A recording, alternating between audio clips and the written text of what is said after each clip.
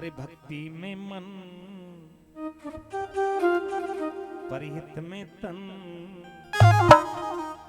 और जब तेरा लग जाएगा भक्ति में मन परिहित में तन, जब तेरा लग जाएगा तब तुझे खुद ही के ऊपर परमात्मा मिल जाएगा।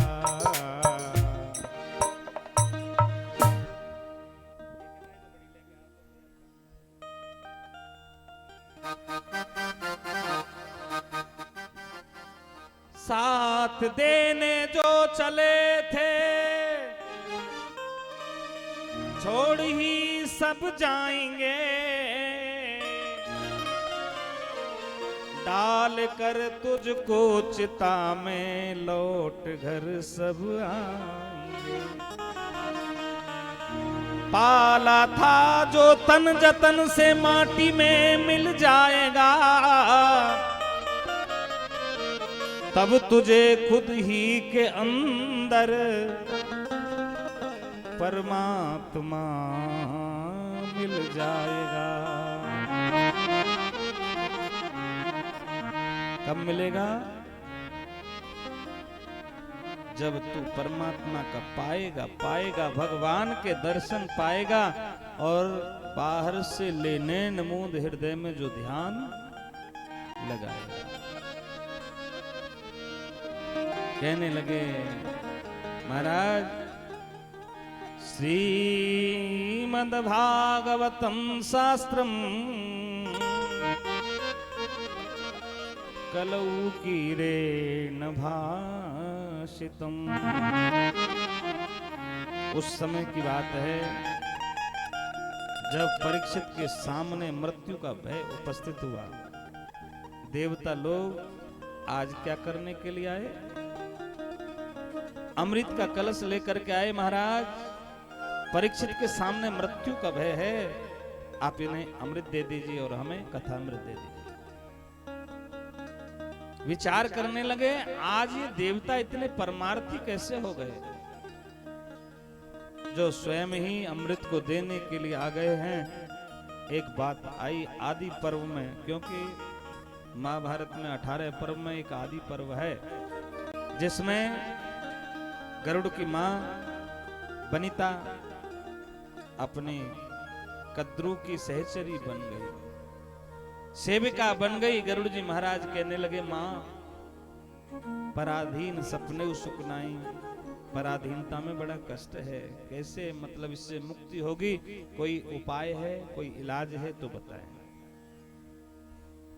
मां वनिता ने कहा, गरुड़ बेटा, यदि तुम लाकर के स्वर्ग से अमृत दे दो तो मैं इस बंधन से मुक्त हो जाऊंगा। उन्होंने कहा, ये कौन सी बड़ी बात है? गरुड़ जी गए सीधे स्वर्ग लोक में। आगमन का कारण देवताओं ने पूछा अमृत लेने के लिए, कहने लगे अमृत नहीं मिलेगा। लड़ने के लिए देवता लोग तैयार हो गए, लेकिन गरुड़ ने कह दिया कि आज मैं अपनी मां की आज्ञा लेकर के आया हूं, आज तो मैं मानने वाला नहीं, आज तो मैं ये सब लेकर के जाऊंगा।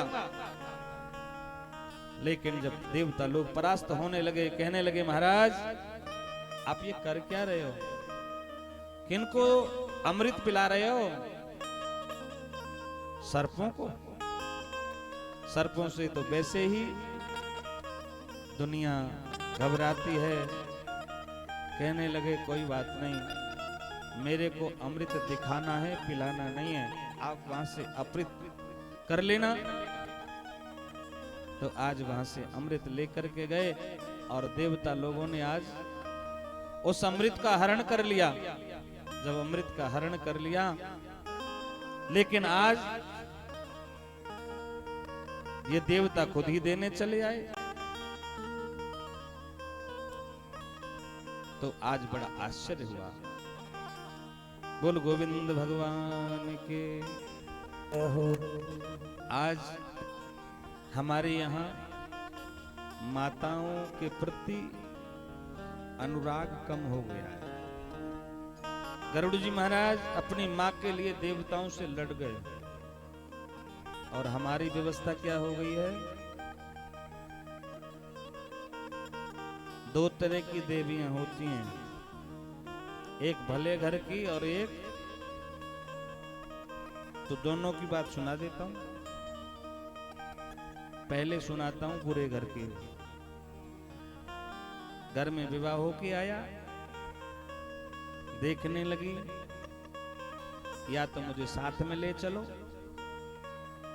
नहीं तो ये सास मरे ससुरो पजरे, या बाखर में पल को न रहूंगी। सौती जिठानी छठी ननदी, अब एक कहेगी तो लाख कहूंगी। जेठ जले में मैं मारूं पटा, और देवर की फबती न सहूंगी। ले बस अंत नहीं पिय शंकर, पीहर की कल गैल गहूंगी। लेकिन कोई भले घर की आ जाए, घर वाला जाके बंगलौर में नौकरी लग जाए, जयपुर की बात छोड़ दो, तो क्या कहेगी पता है? सास भली मेरी सास भली, ससुरो तपसी, इनके पग पूज के धन्य बनूंगी। क्योंकि सासू कौन है? सास है, जब भगवान की तपस्या करते हैं तो भगवान वरदान देते हैं, और वर कौन होता है? वर होता है घर वाला। अच्छा, घर वाले को देने वाली माँ, सासू माँ भगवान से कम है क्या? बोलो। भगवान तो एक बार वर दिया और चले गए, माता ने तो जीवन भर को सौंप दिया। प्यार जिठानी का भाव भरा, ननदी का स्नेह न भूल सकूंगी। देवर हैं देव और मेरे जेठ जसी, कुल के कुल भार को संग सहूंगी। अरे स्वर्ग समान यही घर है, पिया कैसे कहूं बंगलौर चलूंगी। अब बताओ, तुम्हारे साथ जाऊं कि इन देवताओं के साथ में रहूं? ये मेरे देवता हैं। देने वाला कौन होता है? देव। और बोलो, जिस घर में एक दूजे की बात जाए मानी, उस घर में कभी ना आए कोई भी परेशानी। लेकिन आज क्या हो गया? सीता जी के आते ही बहू सास का कमरा न्यारा है, चकबंदी में राम बना शत्रुघ्न का हत्यारा है। फिर भी सारे जहां से ये हिंदुस्तान, सारे जहां से अच्छा हिंदुस्तान हमारा है। पहले भाई के लिए भाई सब कुछ दे देता था, लेकिन आज सबसे ज्यादा बैरन फूट घुसी घर घर में, झगड़े और लड़ाई, सर्वनाश होने के लक्षण दे रहे साफ दिखाई। जिस एक माँ के उदर में दोनों भाइयों ने जन्म लिया, आज उनमें इतना द्वेष बढ़ गया है, दूसरे भाई को देखना नहीं चाहता। आज विचार करने लगे महाराज कि ये देवता क्व स्वधा क्व कथा लोके,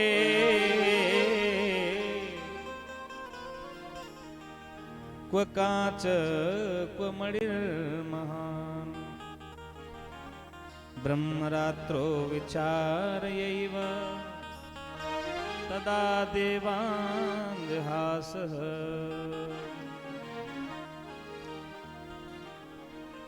विचार करने लगे। अभक्ताश्च न विज्ञान ददौष कथामृतम। अभक्त को चालू हो गया बिना डाले कुछ। ये फोन भी बड़ा गद्दारी कर रहा है। 4 बार इसने ऐसा ही गड़बड़ किया है। जब जब इससे काम पड़ता है तब तभी धोखा देता है। हम विचार करते हैं कि अब इसको रखेंगे नहीं, लेकिन मजबूरी ऐसे इतना प्रेम हो गया इसको छोड़ नहीं पा रहे हैं। लाला लॉगिन कर दे आईडी को। हो गई? अच्छा, ये कार्यक्रम आपको भूपेंद्र देव सरल यूट्यूब चैनल पर इसकी लिंक आपको मिल जाएगी, या सर्च कर लीजिए, पहुंच जाएगी। और विलंब से आपके पास कथा पहुंचने में जो देरी हुई है, हम सभी श्रोताओं से, सभी भक्तगणों से, यजमान परिवार से इसके क्षमा प्रार्थी है, क्योंकि ये हमारे हाथ की व्यवस्था में नहीं था। विचार करने लगे सूत जी महाराज, ये देव दुर्लभ कथा है, दोनों में अंतर क्या है? एक है पुण्यों का हरण करने वाली। जब व्यक्ति पुण्य करके स्वर्गलोक में जाता है तब उसके पुण्य नष्ट होते हैं, तब वे मृत्यु लोक में आ जाता है। और एक पापों को क्षरण करने वाली है, पाप खत्म और व्यक्ति स्वर्ग को जाता है। दोनों में अंतर क्या है? एक उठाने वाली और एक गिराने वाली। बड़ा कौन होता है, गिराने वाला कि उठाने वाला? किसी गिरते को उठाए तो कोई बात बने, किसी रोते को हंसाए तो कोई बात बने। लेकिन हमको तो आनंद ही तब आता है जब कोई वेदना दे करके किसी को सताया जाए। अरे मत सता कोई है गमजदा को सताना बुरी बात है। चैन से जीने वाले जिए जा, मगर दिल दुखाना किसी का बुरी बात है। दिल किसी का अगर दुखाएंगे, चैन की नींद सो न पाओ। चैन की नींद पता है व्यक्ति को, किसी को वेदना दे करके सुख की अनुभूति करना चाहे, ऐसा संभव नहीं है। दुनिया से कुछ भी कर सकता है, लेकिन परमात्मा की न्याय व्यवस्था में परमात्मा किए हुए कर्म का ना न्यून फल देता है ना अधिक देता है। जैसी करनी वैसा फल, आज नहीं तो निश्चय कल। ये देवता लोग दौड़े दौड़े भागे, ब्रह्मा जी के पास में गए। ब्रह्मा जी कहने लगे, ये मृत्यु लोक वालों को ये श्रीमद् भागवत कथा है, हम लोगों को नहीं है, हमको तो फटकार करके भगा दिया। भगवान ब्रह्मा कहने लगे, रे देवताओ थोड़ा पेशेंस रखो, धैर्य रखो। धर्म के कितने लक्षण महाराज मनु ने 10 लक्षण बताए।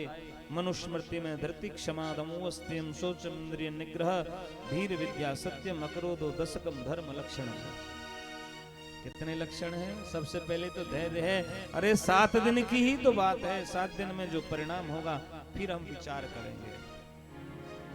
भगवान ब्रह्मा ने देखा कि 7वें दिन श्री परीक्षित जी को परम पद प्राप्त करते हुए देखा, तो उन्होंने ब्रह्मलोक में एक तराजू लगाई। तराजू का मतलब तुलनात्मक अध्ययन। लघुन्यन्यानि जातानि गौरवेण इदं महत्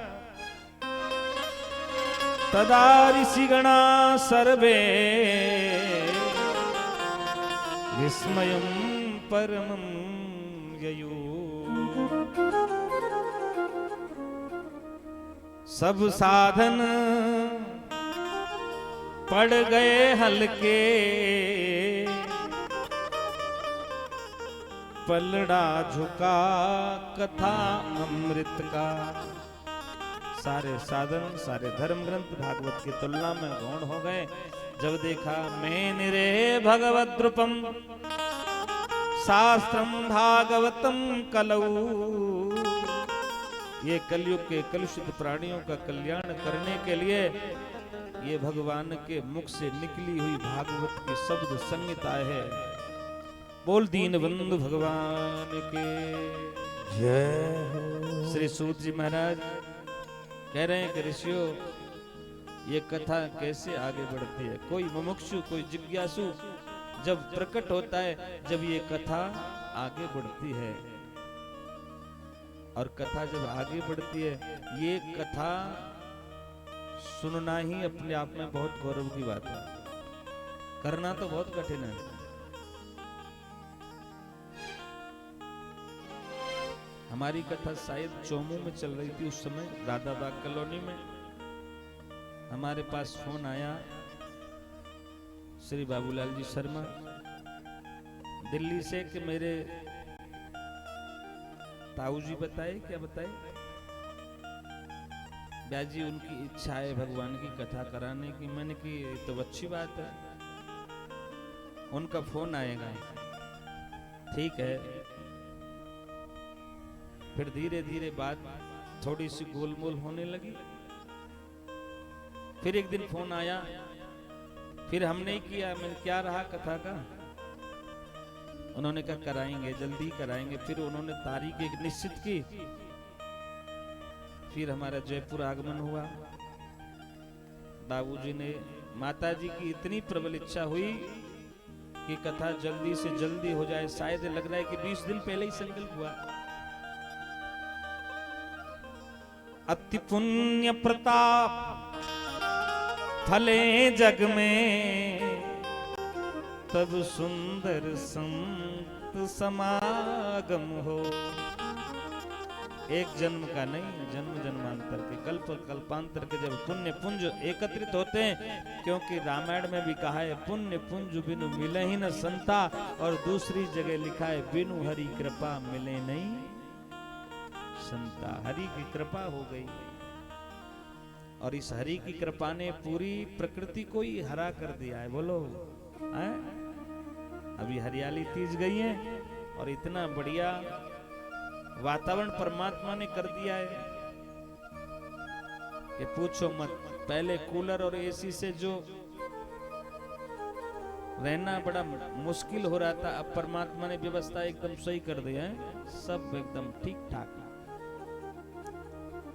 इतनी बढ़िया व्यवस्था, मुझे लग रहा है कि और 10 कूलर लगा लेते तो नहीं हो पाती। लेकिन उनको पता है कि भक्त कराने वाले ऐसे हैं, परमात्मा ने अपने आप ही वातावरण को ऐसा कर दिया है।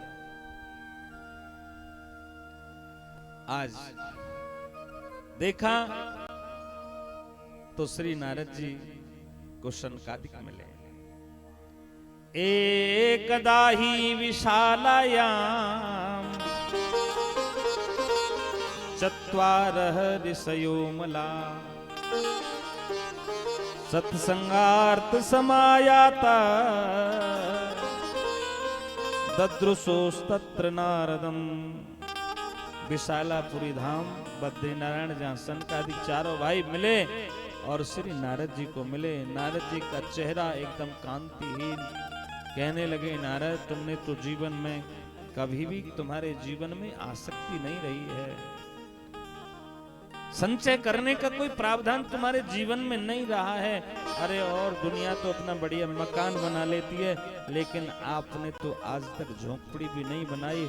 लेकिन फिर भी तुम्हारा जो चेहरा है वो कांतिहीन है। कहां भगे जा रहे हो? कथम ब्रह्म नदीन मुख कुतश्चिंता तुरो भवान, त्वरितम गम्यते कुत्र कुतस्यागमनं तव। देखो परमात्मा की व्यवस्था है। एक माँ के गर्भ से 2 बेटे जन्म लेने के बाद भी दोनों का स्वभाव एक जैसा नहीं होता है। होता है क्या? बोलो। गुलाब के पेड़ से ही ये फूल भी निकल गए हैं और इस फूल के नीचे कांटा होता है कि नहीं? उसी पेड़ से निकल रहे हैं ना। अच्छा, बेरिया के बेर होते हैं, एक तो बेर आ रहा है, एक मिठास दे रहा है, उसके नीचे भी कांटा है। एक माँ के दो बेटे हों, बराबर बुद्धिमान भी नहीं होते, बराबर धनवान भी नहीं होते, बराबर गुणवान भी नहीं होते। ये किसकी व्यवस्था है? ये एक जन्म की व्यवस्था नहीं है, ये जन्म जन्मांतर की व्यवस्था है। हे नारद, तुम्हारे पास तो ऐसा धन है जिसको कोई ले नहीं सकता। अच्छा, किसी आदमी के पास बुद्धि है, क्या है? बुद्धि है, और वो कहे मेरा भाई थोड़ा कम बुद्धिमान है। अच्छा, धन तो दे सकते हो, लेकिन बुद्धि का जो सिस्टम है वो नहीं है। जाकी जैसी वाणी, वो तो प्राण हूं के संग जाए, जीवित न छूटे चाहे। कोटि उपाय कीजे जी, वर्षा में न फूले वेत, मूर्ख के न होत चेत, प्रभु से न लागे हेत, प्याज की न बास जाए, चाय रस पीजे जी। नीम नहीं मीठा होए, सींचो गुड़ घृत से भी, चाहे गुड़ और घी से नीम के वृक्ष को सिंचन करना, लेकिन उसका स्वभाव बदलने वाला है क्या? बोलो। स्वभाव जन्मजात है और जन्मजात नहीं है, कई जन्मों का स्वभाव है ये। कोई बड़े मीठे स्वभाव के होते हैं, कोई बड़े कर्कश स्वभाव के होते हैं।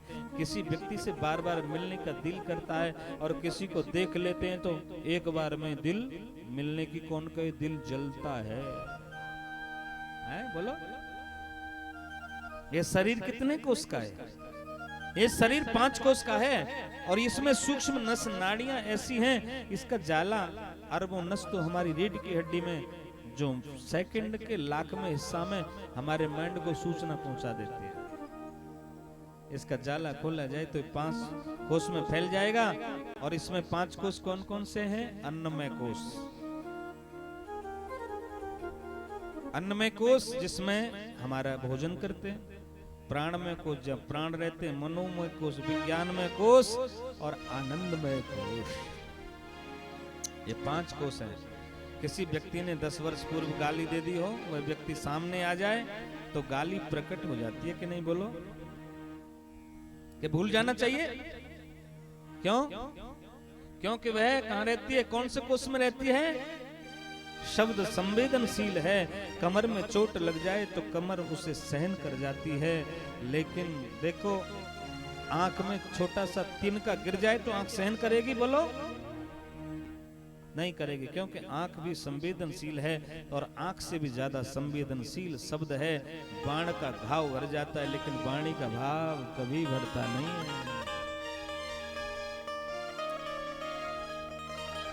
सुनने वाला तो उस घाव से मुक्त भी हो जाता है। जो वेदना उसके हृदय